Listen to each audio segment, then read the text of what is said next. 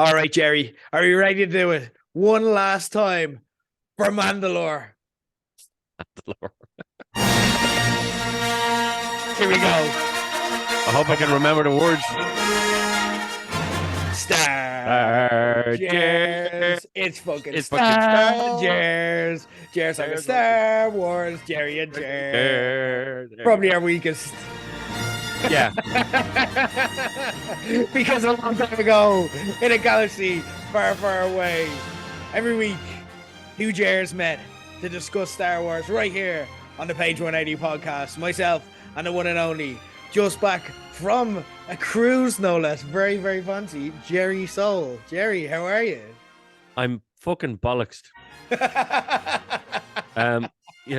These things are supposed to be relaxing. We came back knackered, so I'm just like, But no, very happy, man, to have been away.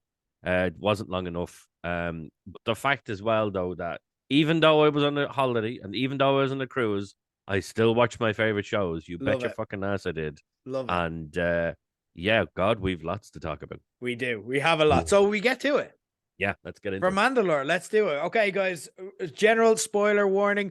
All things Star Wars and Star Trek are on the table here, okay? Just because we can't discuss these shows any other way. They refer to other shows. They give us Easter eggs. But what we do is we are not here to ruin anything for you. We just want to add context to you that'll help you understand and appreciate it more. We're not, where we can, we're going to avoid going into specific plot points. We will give you general info about anything that comes up. So Clone Wars, Rebels, The Next Generation, all of that is on the table to kind of be able to facilitate this discussion and kind of give you the best understanding of it. What we're going to do to get started, before me and Jerry break down everything, I'm going to recap where we were this week and kind of remind us and bring us up to speed on where we are now for The Mandalorian with our alt recap for chapter 24, The Return, because we kick off the season finale with Grogu rescuing Din from being taken to the debriefing room. Pedro Pascal rewarded him in the same way.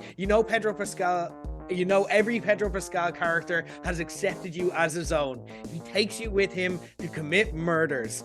Din is a prequel trilogy's guy, channeling the Phantom Menace using R5 to let down shields one at a time to take out the Mandalorians. It's about as proportionally iconic as it is to comparing R5 to R2-D2. It's not cool, but it's the same scene if that scene had my 11-year-old cousin playing Duel of the Fates on the recorder in the background instead.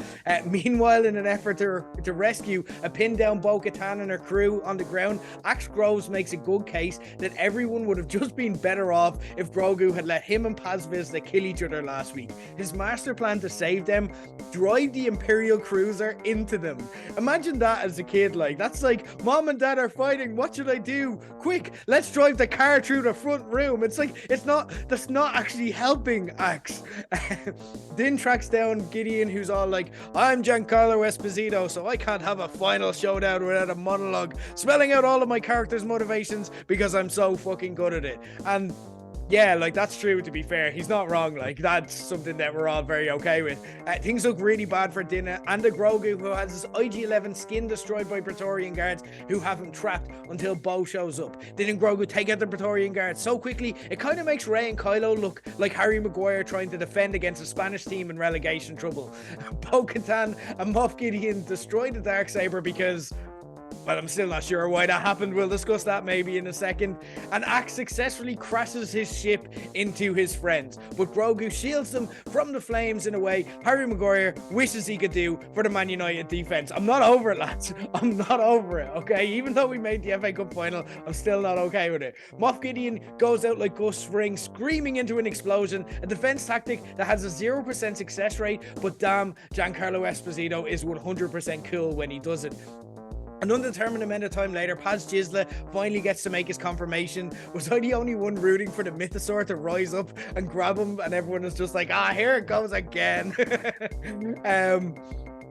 But also as well, Din demands Grogu get his confirmation too, but is told no because he can't speak. So he settles for adopting him as his dad instead. And everyone else is all like, weren't you his dad already? It's kind of like one of these people who's like, you are welcome. I am going to babysit my child. And it's like, it's not babysitting if you're his dad, Din.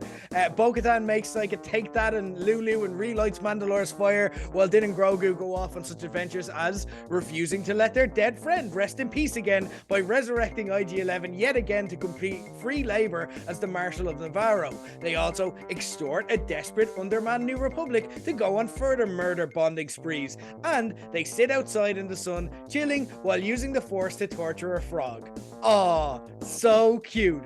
And that, ladies and gentlemen, was season 3 of The Mandalorian. Jerry, here we are at the end of it all. I want to get your thoughts. We'll discuss the season as a whole towards the end, but just on this episode as the finale, we'll break it down bit by bit, but just your overall thoughts to kind of set our palettes for the rest of the discussion. So the overall season. No, the episode first, and we'll discuss the season as we go. So just overall, then we'll break it down. I had my predictions last week, but I've never been so happy to be so wrong. And I was so wrong. So wrong. Everything I said, I don't think any of it actually worked. None of it worked. But would I have been happier had my predictions come true? No, because it would have meant either death or memory loss for Din. Now, would I've liked to see maybe the X-Wings and maybe a few rebels come to the rescue, or even Boba Fett or something like that? Yeah, I think it probably would have been cool. But I thought what we got was, it was action-packed. It was start to finish. Like, it didn't let up from the very second the episode started. We're straight into it. And I thought it was fantastic. Did I think it was too much for 40 minutes? I think it was about 40 minutes, wasn't it? Yeah. It was 44.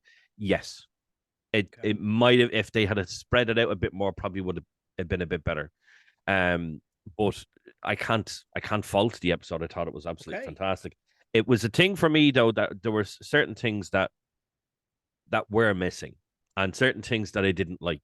You know, I really want. We'll get properly into the meat of it. But overall, I thought it was a fantastic episode. Was it the best finale of any of the seasons? No, it was good. Wasn't the best. And I'm ever so slightly worried it could have been the last. So we'll get into it. That was my first as well. Like, I watched it and I'm like, that feels like the show just ended, but they just didn't tell us it was. I don't think it is in hindsight. I'm trying to climb down from that. I'm torn by how I feel about this. Okay. On one hand, they did deliver a really entertaining 40 minutes of television. Okay. It was fun. It was satisfying given what came before it. And it had some really high highs. There are some moments in this that I'm like, that's proper iconic. But on the other, I'm trying not to be disappointed that nothing we got was brought to the table. Like, and I'm really trying, especially since doing this show, I'm trying not to criticize or think negatively of shows because of the expectations that I had of them, because I don't think that's fair. I don't own it. I can only judge it and kind of just take it for what it is, rather than kind of just take it for what I am. But they promised us so much they didn't deliver on. Who were the spies? If there was no one else, who were the spies they spoke of? What was the return? That's the episode's name. What was that? Was it the return to Mandalore? Because that happened last week, and it also happened in episode 2. So it wasn't the return. What was the return? Was it the return to Din and Grogu being central character? Like, there's nothing that means nothing. Why did the Mythosaur show up in episode 2, then just not do anything for the rest of the season? There's so many questions like that, and we were so wrong in our predictions. And again, I'm fine being wrong in our predictions once they supersede us. I don't feel that they did. I feel that our version of it was better, and again, that's not to say that we have a right to kind of feel that we deserve to have our version because they're telling a bigger picture storyline here. But I feel like this missed Dave Filoni. I feel like Jon Favreau works well with Dave Filoni and obviously brings a lot of elements. And look, he did provide us 40 minutes of entertaining television. I'm trying not to be unappreciative here. It wasn't the best finale, but it probably was the worst finale that The Mandalorian's done. And again, that's a high bar. So that doesn't mean that it's bad by any means. But again, I feel like Dave Filoni's attention not being fully on this was missed this season and was missed very much in this episode. So at the same time, I feel both entertained and Yeah. also underwhelmed. And I feel like I'm fair for feeling both. Mhm. Our predictions instantly went awry though, like within seconds of the episode starting when Grogu freed Din. And the two of them went into team up mode, which was the first time we saw it. And again, we have Din being like, I'm going to need you to be brave. And then they did. They teamed up like properly now. We've seen them kind of, Grogu come in with a little surprise assist, but now we're actually seeing them not so much as equals because Dean is still holding them back and letting them go long for certain plays, but he is bringing them into the fold more. What were your thoughts on seeing the two of them together?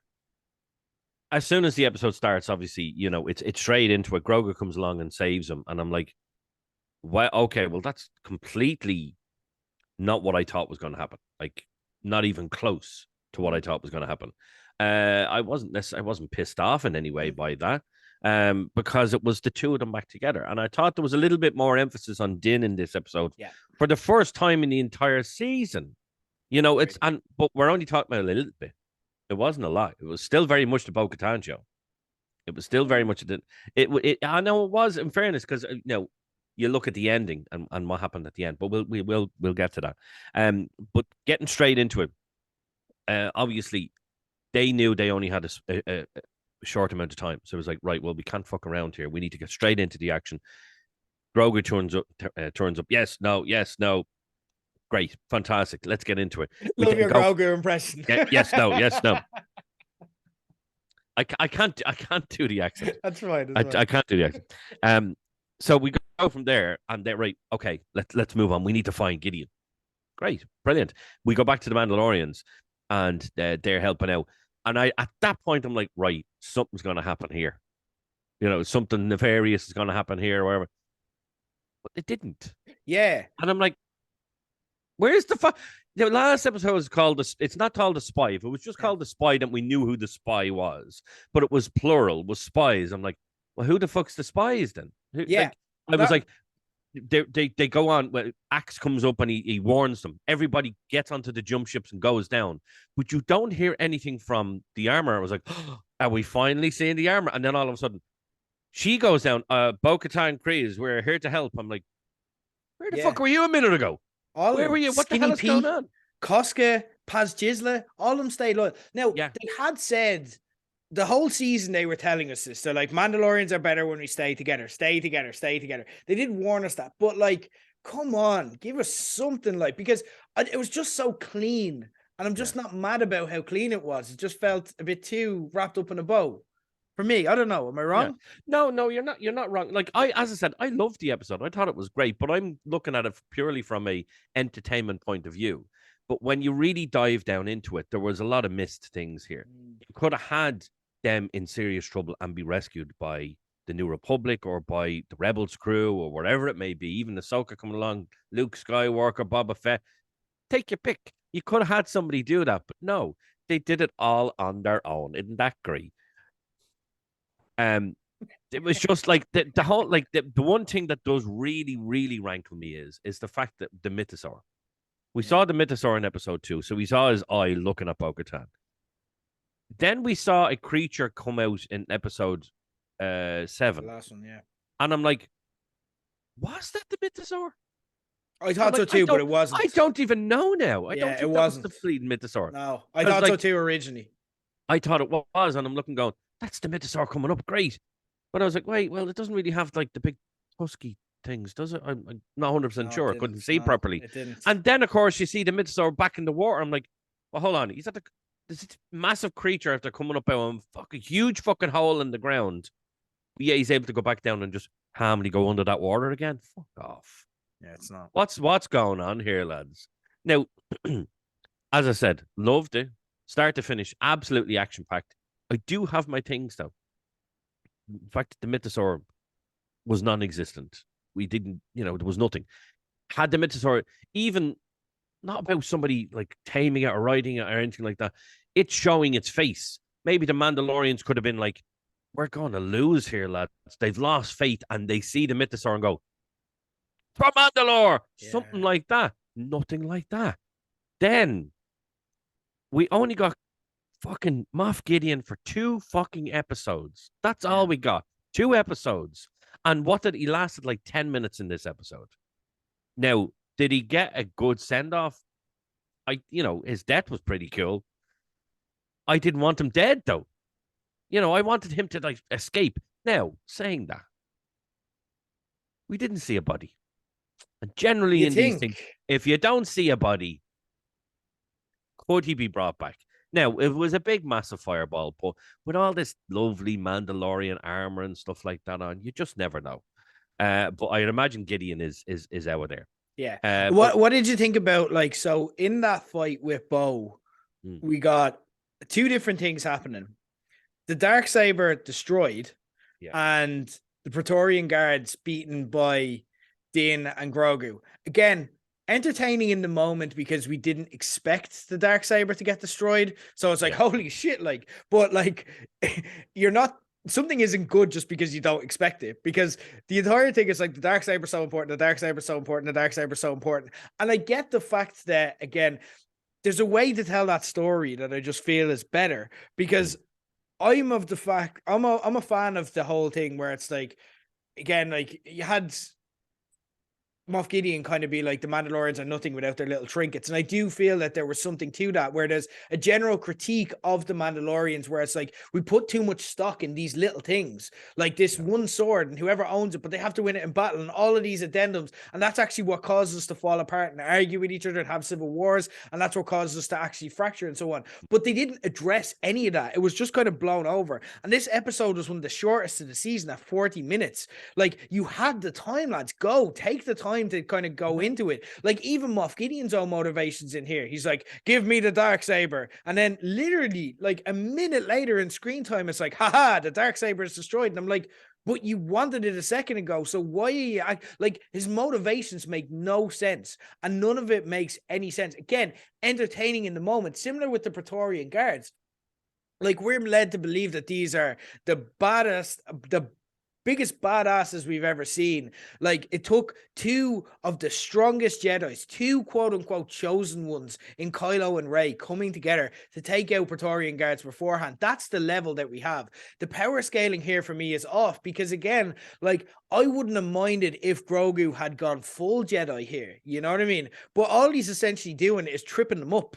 And then Din is just being a Mandalorian. They should, if they can hang with two chosen one Jedis, they should destroy Din. I can accept Grogu can get away from them. I can accept that he can use the Force to kind of evade them. And I'm happy with that, because I don't want to see anything happen to Grogu. But they should destroy Din, or there should be at least 10 Mandalorians on 3 of them, because the power scaling from Din and Grogu to Rey and Kylo is a different world. Like, and especially with Grogu not using the full scope of his Jedi powers, he's essentially just Force pushing. Like, that's all he's doing here. So I had issues with that as well. If you're going to build them up, there's just inconsistencies here. And again, I feel like it's an entertaining hour of TV, and I have been soft on the Mandalorian where a lot of people haven't, but like, this was where it was supposed to all come together. This is where it was supposed to justify it, especially after last week. And I just feel that the more you think about it, the more it doesn't reward that loyalty, if that makes sense. And it's really disappointing, because I love this show and I feel that it's been so good at doing so. But what are your thoughts specifically on the Darksaber and the Praetorian Guards? I'll go to Praetorian Guards first. It was a bit silly. Let's be perfectly honest, right? You've got somebody like Vizsla to previous week, and he just got completely owned by them. And that just goes to show you how badass they are. You look at Praetorian Guards, even to look at their precursors, which were the Imperial Guard, and they were supposed to be the elite of the elite. There's actually a book. It's a fantastic book. It's about the Emperor's ship gets attacked, and Vader and one of these Imperial Guards get stranded on a planet, and with the Emperor, so they have to go through. So this Imperial Guard is an absolute badass in this thing. He is chopping down things left, right, and center. Lasts for the whole book, like, and he's as badass as Vader in it. You're like, fucking hell, these guys are good. So the Praetorian Guard is supposed to be even better. We saw what they did to Vizsla the previous week. It just took a couple of shots from Din and a couple of, and they weren't even forced pushes. They were forced nudges. That's all they were. Forced. Like, he wasn't using his full power. You used his full power when he was protecting him. He's like, yeah, The hand goes up, the eyes go in, and it's like, yeah, I got this, lads. I got this. We got the shield. We're fine. We're fine. It was the blast of a fucking a small Star Destroyer, but it's still a Star Destroyer, a blast that could take out a city. And he's like, yeah, I got this, lads. But yet you can't push a Praetorian Guard more than a foot. Fuck off. A bit silly. Now, at the end of the day, obviously, they have plot armor.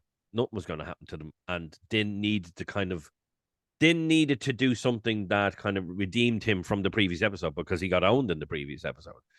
Did I think it was going to happen with the 3 Praetorian Guards? No. I think it should have been, even had it been Bo-Katan helping him and Grogu, and she had the Darksaber, then I can believe it. Then I'm like, that's a bit more believable. And then, of course, the other fucker comes along and you're like, Grant, we have a big battle. But it was the fact that it was just in with, I can't even remember. He had one gun. He had a gun and Grogu pushing, and that somehow kills the Praetorian Guards. No, it doesn't make sense. Yeah. Was it entertaining as hell? Yes. But it doesn't make any sense. It's like, no, it doesn't make sense. The Darksaber.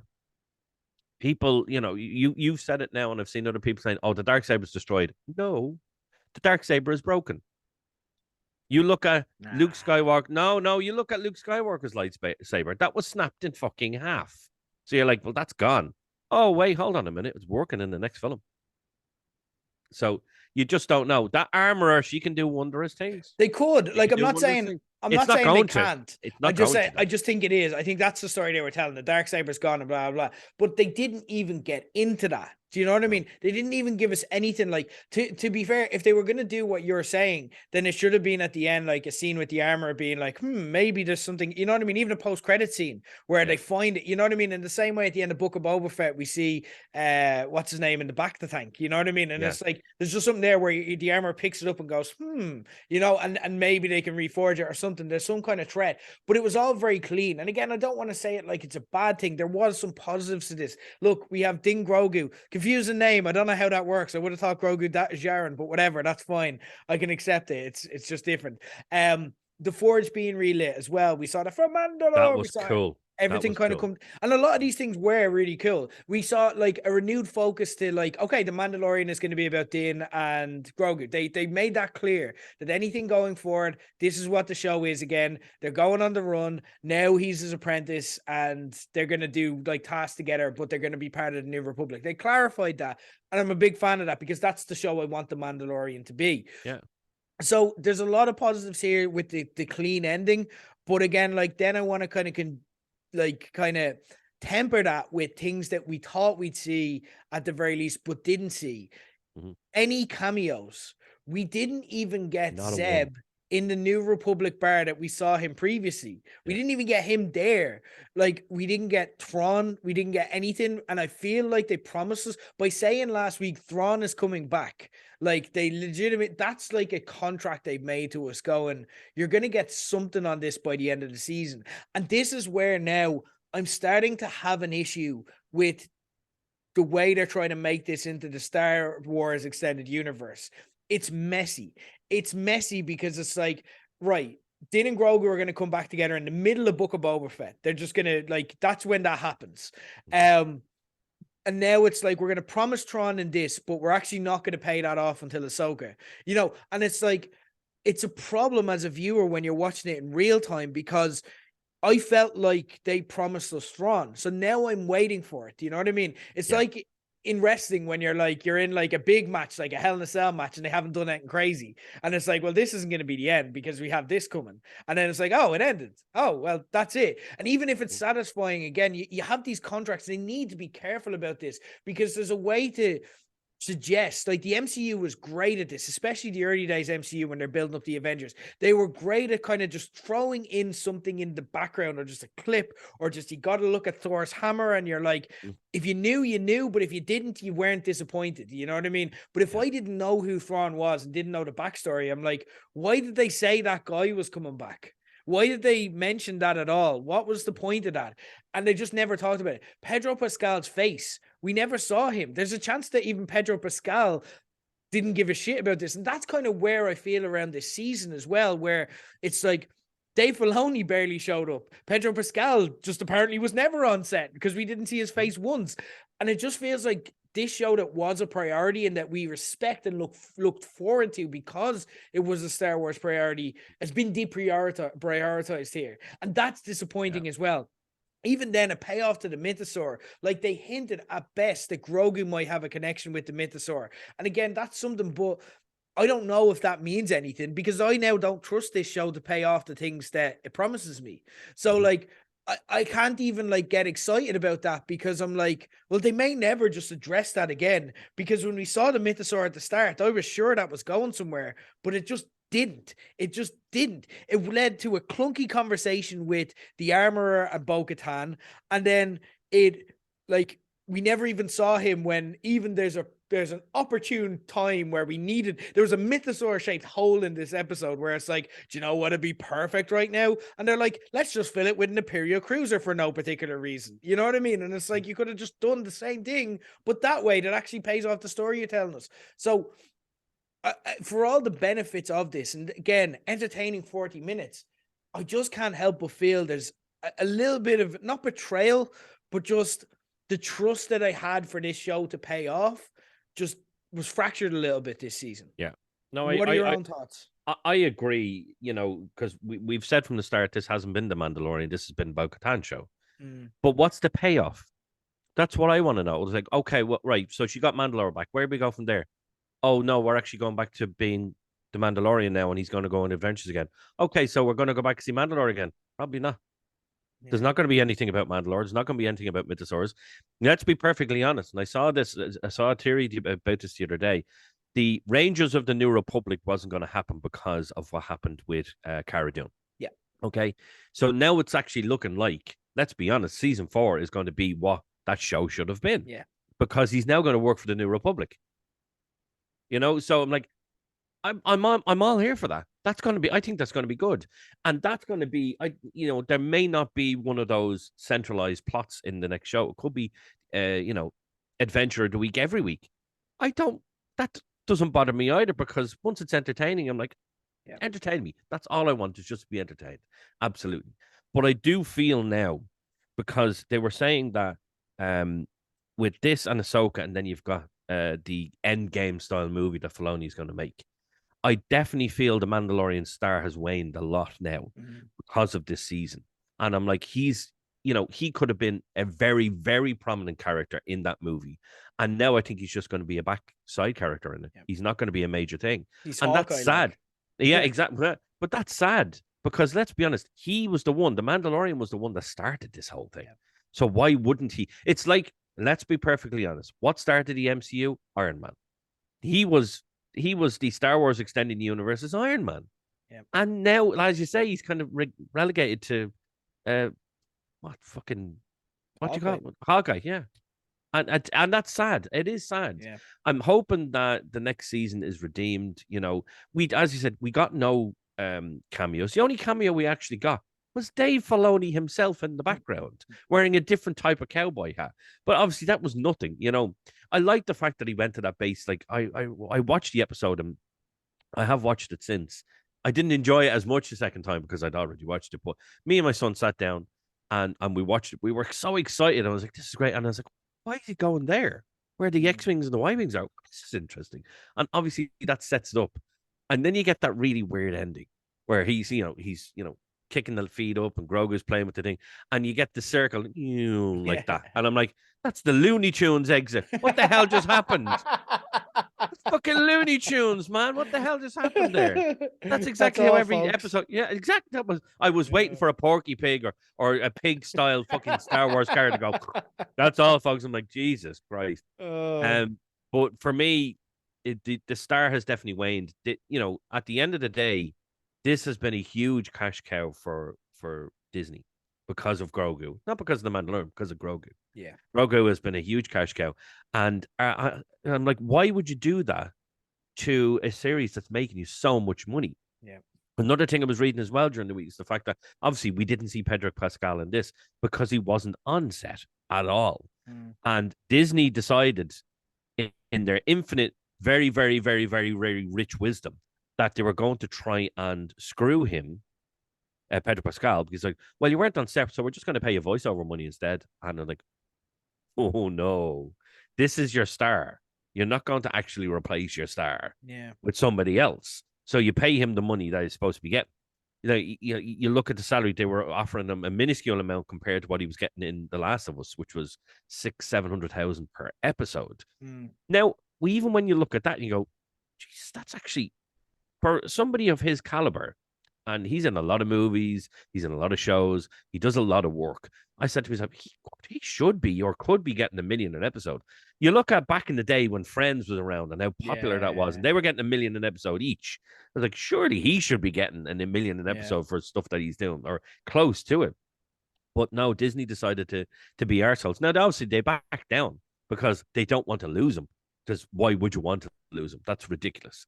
But it's the fact that the first season we saw his face 2 or 3 times. The second season, I think we saw probably just the once at the end. Yeah. But Oh no, sorry. There was the episode where with Bill Burr where he had to take it off. Oh, the two. So the first 2 seasons, you see his face 2 or 3 times in each season. This season, you didn't see him once, and we know for a fact that's not him in the armor anymore because I think the first season he kind of did maybe half of it, but he hated it. He didn't want to be in it. You know, now why you wouldn't want to be in it, I don't know, because it's badass. Like you look at Katie Sackhoff, she's there all the time. She's constantly there in armor, helmet off, helmet on, helmet off. She does a lot of the stuff herself. She likes doing it. I was like, why wouldn't you want to do that? You know, it's cool. I can understand having to wear it for 8, 10, 12 hours a day would be a pain in the arse because I've worn armor like that before. Most amount I got was 2 hours and I couldn't stick it anymore. I wear an Emperor's costume. I can do it for about 2 hours and that's about it. So I can understand that. But why they would want to risk losing Pedro Pascal is beyond me because even if you don't see his face, his name alone gets you watching it. If you have never watched Star Wars before, you see his name on it, go, Jesus, I love him. I'll give that a go. I've never, I'm not a Star Wars fan, but I give it a go. Even non-Star Wars fans could like The Mandalorian if you watch the first episode because it's not the fact that it's not Jedi and it's different. I want, it's just it pisses me off when Disney do shit like that. When it comes to the season, though, it was very phoned in. It was, and we have to do that because now they're starting to. They were all on one. They were all one together, making one show, and now it's starting to split up. Obviously, they helped out with the likes of Andor and Obi-Wan, but it wasn't their main focus. That was someone else's project. This was their main focus, and now they've split that focus. Yeah, and it has hurt the product. That's what I want to kind of discuss. Like, so we've had Book of Boba now, and that was a letdown. We had, again, not their project, but we had Obi-Wan, and we looked at it, and it's like, this can't miss. Again, like, I liked it. I know we enjoyed it. And again, I did not enjoy this season. I don't see this season as necessarily bad. This is The Wire season 2. You know what I mean? This is like, it's a really good show, but that's the weak point. You know what I mean? And I don't think they're going to absolutely totally fuck it either. But diminished expectations. Obi-Wan, diminished expectations. I screamed when I saw the Ahsoka trailer several times in a minute. I had my hands up and I reacted as intensely to any trailer that I can remember since probably Infinity War. Since probably that trailer is the last time I can remember. Holy fucking shit, that reaction. I'm a bit worried. Now you're worried. This matters a lot to me. This carries a lot of weight. The thing that I'm not worried about and less worried about, Dave Filoni wasn't here. And that's, you could feel his absence in this season, but he was not here because he was working on this. And this is Dave Filoni's baby. Rebels are his. That's his. Skywalkers, that's where Skywalkers are George Lucas's. This is his, So I ultimately lean on it's probably going to be great, but I can't 100% say that with any Star Wars anymore. And look, I love my Star Wars. I'm reading Jedi Battle Scars. By the way, a lot hornier than you think it's going to be. Like, essentially, Star Wars fan porn. If you're looking for, if that's what you're into, it's the bridge book between Jedi Fallen Order and Jedi Survivor that's going to be released this week. It's the story that tells you of the 5 years in between, and there's a lot of sex scenes in it, which again you're just not expecting when you pick up a Star Wars book. No, very adult, very adult. It's extreme. I'm looking at it going, my Star Wars, what are you doing? But like, I'm reading that at the moment. I'm gonna get Jedi Survivor at the weekend. I'm gonna start playing that. I can't wait. And I'm gonna start my rewatch of Rebels. I'm still very much in as far as Star Wars goes, and I cannot wait for Ahsoka. And I can't wait for us to pick up these chats. Yeah. But I don't feel 100%. I feel a little bit like they could drop the ball on this after the past few. How are you feeling? The confidence is starting to wane for me. It's like the first 2 seasons were amazing. Not every episode was amazing, because you can't say that. No show has 100% every episode is great. But the first season, like, they knocked it out of the park. The second season, especially those last couple of episodes, the one with Bill Burr and then that last episode, you're like, my God. And people go on about, oh, it's only, that episode is only good because of Luke Skywalker. No, it wasn't. He was in it in the last 5 fucking minutes. Now, that was epic 5 minutes, but the 45 minutes before that was just as good. It was absolutely badass, absolutely brilliant. So I'm sorry, no. These things are great. This one has fallen short. I'm very surprised. One thing I was very, very surprised about, and that was the fact that there was no mention of Thrawn in this at all. Yeah. And this was the first, I think it was the first season finale that hasn't had a after credit scene for the likes of Boba Fett and Mandalorian. There hasn't been an after credit scene, and I'm like, that's what worried me. Then I was like, we saw the Looney Tunes exit, and then I was like, right.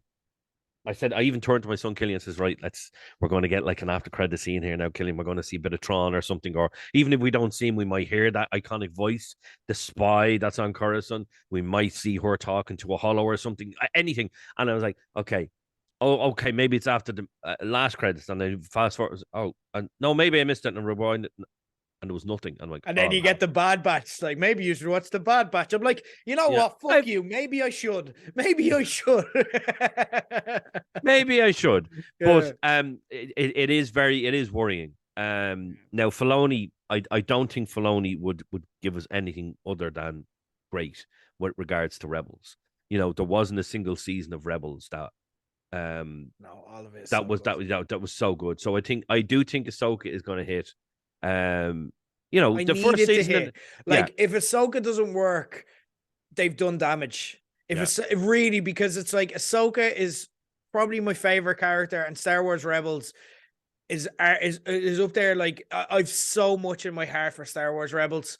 If they botch this, they've done some damage with me. They've really done some damage, because it needs to be good. I've so much emotionally in this. Yeah, if they do this wrong, it will mean like the difference between Marvel and DCEU at the minute. That's because the Marvel is, okay. Let's look at the first 3 phases. No, we'll look at the latest one. Look at the first 3 phases of Marvel. We're just a hit. Few bad apples in there. Won't see bad apples. It's just like not so good apples, but mostly good. Absolutely. DCEU, absolute fucking chaos. They don't know their arse from their elbow, all over the fucking place. Absolutely mental. If Ahsoka does not hit, it's the DCEU. For me, that's the way it's gone. I'm like, no, lads, you can't let this happen. You can't let this happen. This was supposed to be something really, really epic, because it's the Star Wars extended universe, but it's the Mandoverse. That's effectively what it is. It started with Mando. He gave us 2 really good seasons. We got Boba Fett. I enjoyed Boba Fett. I know a lot of people didn't. There was a lot of hits and misses in it. Yes, of course it was, but it was a fun thing. I want to see him again. I want to see him get to badass ways the way he was in season 2 of Mandalorian. I want to see him get back to that. He needs to get back to that. He needs justification of it again. Ahsoka, it really, really needs to hit, because if it doesn't, we're in serious trouble. Yeah. And the movie's not happening if Ahsoka doesn't hit. The movie's dead. No. Because again, we're used to Star Wars movies getting announced, and then it's like, no, we never announced a Rian Johnson trilogy. It's like, you fucking did. They announced a Rian Johnson trilogy, not happening. Did they gaslight you? There was Kevin Feige. Yeah, They they're like, announced no, no, Kevin it didn't Feige, happen, and didn't only happen, and it's last like, week you did. Kathleen Kennedy said, "Oh no, we never announced that." I was like, "You You- fucking lying Stop bitch!" gaslighting me. They had announced it. It was coming. It was a film being made by Kevin Yeah, Feige. No, we never. It was just an Taika idea somebody Waititi. had. It's Yeah, I like, was like, where is this? So "What's going on?" I know we're so used to this happening, and then they just ghost you, like with these movies, and then gaslight, pretend that they never promised them. So I think this is going to happen. I'm very confident it is, and I'm very confident they will add the plane with Ahsoka. But if they don't, that movie's dead in the water because there's no more Yeah, interest. And Filoni has fucked it, and then he's the cartoons guy, you know. And also, but also he's announced that the next season of the Bad Batch is the last season. So again, like what cartoons? And that's kind of where it's at. And but I do have faith and I do believe, but. That's Star Wars anyway, and we will pick yeah, back that back up. I cannot wait to pick it back up, and we'll discuss Ahsoka. We'll get back to Star Wars then. But before we yeah. go, I do want to touch on Star Trek. We're not going to get into it the same level of depth, but Picard finished up this week. This is what's interesting for me from an entertainment standpoint, because Star Trek has always had this effect on me. I can get into Star Wars on a minute by minute basis. Star Trek, I feel, and everything, and Picard was the exact same as much. And I did enjoy this season. I loved it a lot. Even but the Next Generation, even as much as I loved that when I was a kid, and even Voyager as well, I was a big fan of. Star Trek starts strong and ends strong, and then there's the middle action bit, which I just kind of look at my phone a lot for. Um, and the finale did play because again, the tech is very complicated and very nuanced and very baggy. It doesn't always pay off. So I'll just kind of be like, yeah. I know. Just wake me up when we get to the end of this and the good guys win because the good guys always win in Star Trek. You don't have too much bleak there. Picard for me on a minute by minute basis, the finale was probably a bit weaker than Mando's. I was more entertained by Mando's. I was more engaged in that. Yeah. But I feel that it delivered better than Mando because I knew what to expect and I had my expectations set properly. Okay. Yeah. Again, I like, and even then, like we were expecting Picard to die here. And then obviously when I'm watching it, I'm like, Picard's not dying. They're faking it out. And they had like the fake goodbyes and stuff like that as well. Like before he gets off the shit, he's been like, it's been an honor serving with you all. And I'm like, he's living. I know he's living. This is fake. So like again, I'm like, no, they're not gonna, because that's just not Star Trek. They just don't do that stuff. You know what I mean? It's like too much and too heavy. They defeated the Borg, of course they did. They rescued Jack. There was no main character deaths. Seven was made the captain of the Titan, which is now christened the Enterprise. She has Raffi and Jack by her side. I'm like, are we still pushing the whole Raffi thing? But whatever, that's fine. Then you had the final scene where we had kind of for all the bells and whistles. And this is why. This is because I was watching it and I'm like, why do I like this better than the Mandalorian finale, even though that entertained me more? And I'm like, I get it. It's because what Picard understands is that it's about the characters. The bells and whistles are the bells and whistles. And that's why I can tune out for the middle 20 minutes, but then come back in and care just as much by the end. And it'll always get me back because it's character driven. Whereas again, the betrayal in Star Wars sometimes comes in that character where they've let characters down. You know what I mean? Whereas this remembers that all of that is just a smoke and veil. It's just a distraction. We care about these people. We care about their relationships to each other. Whatever they bullshit they have to go through to get to it, it's about them being together. And again, they finished on playing cards with each other. I'm like, yes, that's what I wanted. I want to see the characters I like be friends, get along, have happy times, and play cards together and just enjoy being around each other because you sense that not only the characters do, but the actors really like being around each other. You can feel that off the show as well. And I think that's something that Mando forgot at times because we were saying that they forgot that even it's about Bo and Grogu or Din and Grogu. Like, and that's like the central relationship. And they're moving away from that. And whereas Picard just makes it about those relationships and how much the characters care about each other so that it hits so much better, even though it isn't as expensive, it isn't as fancy, it doesn't look as good, and it isn't probably as good a TV show, but that character driven narrative just makes it for me. That's why I liked it. I'll come away from that finale feeling stronger than I did about Mando, even though I was more engaged in Mando, which is a very weird comparison, but that's how I felt. How did you enjoy? What were your thoughts on the finale of Picard and season 3 as a whole? You see, I'm a Star Trek guy before I'm a Star Wars guy. Okay. That's what I watched Star Trek before that, so I'm a huge Star Trek fan. Even though like you come into my house and go, well, hold on, there's fucking Star Wars helmets there, have Star Wars tattoos, the whole lot. But for me, I went into this season thinking, okay, we're getting the next gen crew back together. Great. From the first episode, I said, right, we're getting the Enterprise D back again. Great, we got that. There was a certain things that happened in this. This wasn't by any means a perfect season. There were things that were thrown into it just made no fucking sense.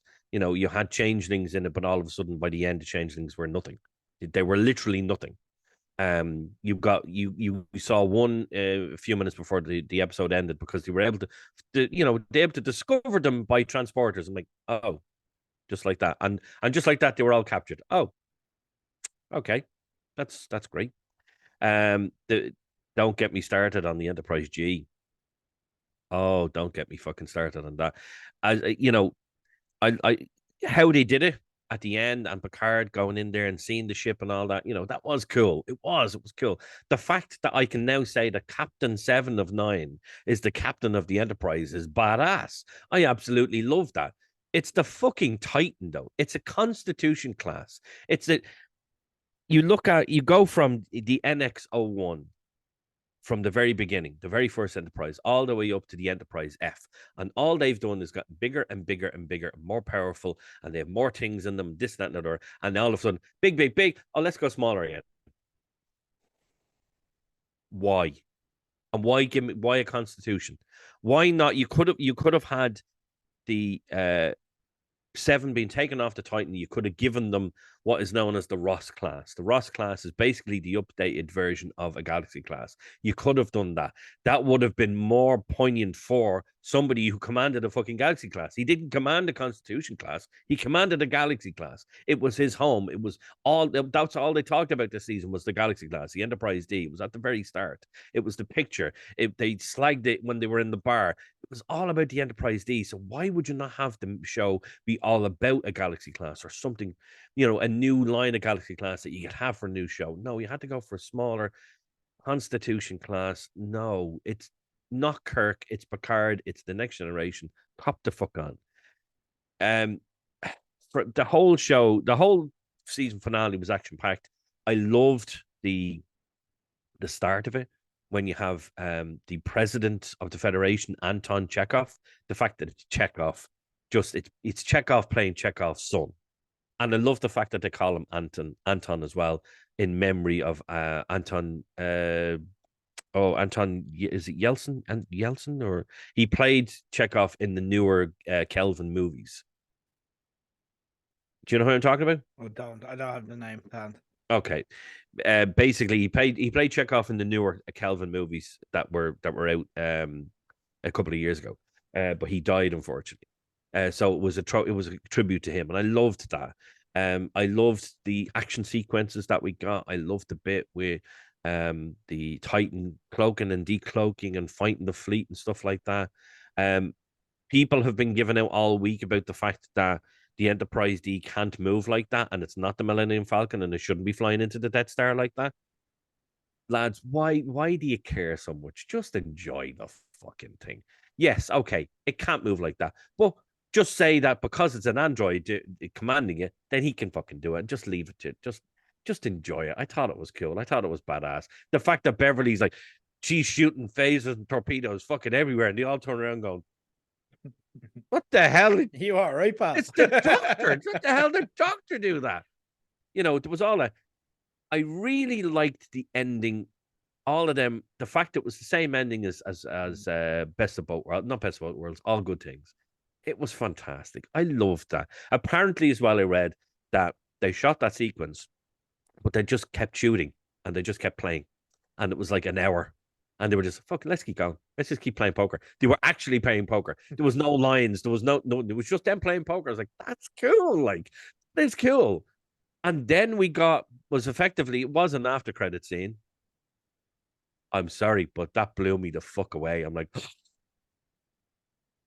so if we do get a new show, you're talking that we're going to have Q back. He's not dead. I'm like, I suspected from the previous season that Q wasn't dead. It was just subterfuge.